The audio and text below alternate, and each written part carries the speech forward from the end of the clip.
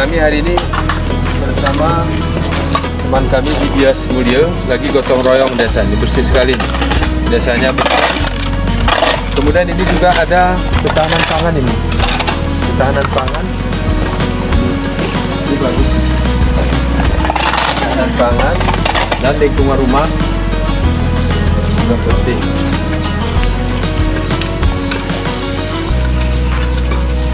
Ketahanan pangannya bagus.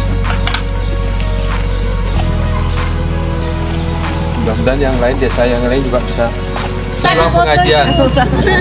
Pulang pengajian ini. Pengajian Bu ya?